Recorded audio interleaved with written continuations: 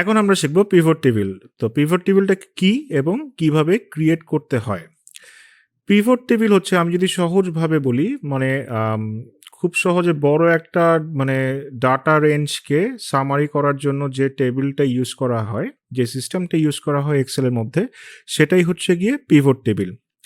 তো pivot table ধরেন আমি এই পুরো প্রোডাক্টের টোটাল প্রাইসটা জানতে চাচ্ছি, টোটাল কস্টটা জানতে চাচ্ছি, প্রোডাক্ট ওয়াইজ জানতে চাচ্ছি, তখন কিন্তু মানে খুব সহজে কিন্তু মানে পিভট টেবিলের মাধ্যমে সামারি করা সম্ভব। তো চলুন দেখে আসি যে কিভাবে আমরা পিভট টেবিল তৈরি করতে পারি।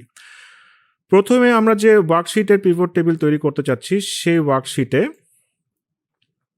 এসে ইনসার্ট মেনুতে ক্লিক করলে এই যে এইখানে একদম বাম সাইডের কোনায় যে মানে অপশনটা আছে, সেটাতে ক্লিক করতে হবে। ক্লিক করে দেন হচ্ছে গিয়ে ওকেতে প্রেস করলে আমাদের পিভট টেবিলটা তৈরি হয়ে যাবে।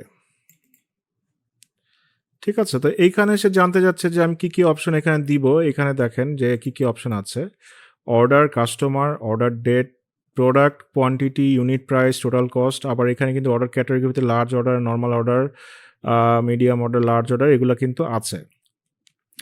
আচ্ছা, প্রথমে আমরা দিয়ে দিই যে টোটাল কস্ট। এই যে এখানে কিন্তু 4টা অপশন আছে, মানে ফিল্টার করার অপশন আছে।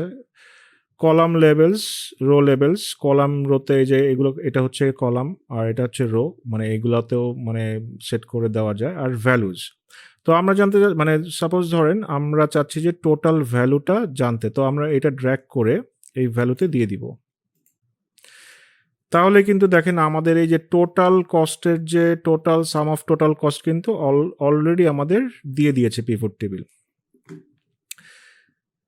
এখন সাপোজ ধরেন আমরা জানতে যাচ্ছি যে ইউনিট প্রাইসটা কি করব, ড্র্যাগ করে এই রো লেভেলে ছেড়ে দিব।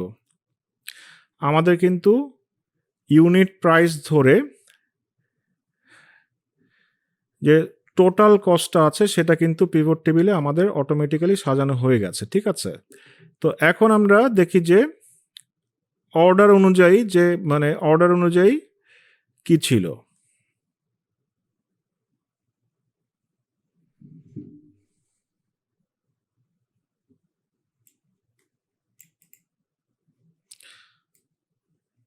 আমাকে কিন্তু অলরেডি অর্ডার অনুযায়ী কতগুলো অর্ডার হয়েছে, কতগুলো normal order, small order, grand, মানে নর্মাল অর্ডার আর ছোট অর্ডার হয়েছে, সেটা কিন্তু লার্জ অর্ডারও হয়েছে, সেটা কিন্তু আমাকে পিভট টেবিলে অটোমেটিক্যালি সাজিয়ে দিয়েছে। তো আমি যদি আরেকটা প্রোডাক্টটা অ্যাড করে দেখি,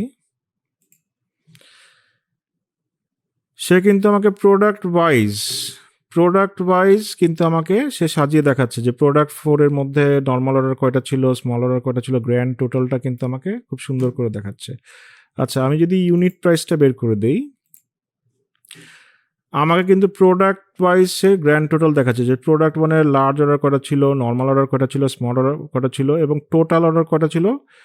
এগুলো কিন্তু পিভট টেবিলে আমাদের সাজিয়ে মানে খুব সহজেই সামারি করে দেখাচ্ছে। তো পিভট টেবিল ব্যবহার করে কিন্তু আমরা খুব সহজেই বিশাল একটা ডাটার সামারি খুব সহজে এই সিস্টেম ইউজ করে বের করে ফেলতে পারি।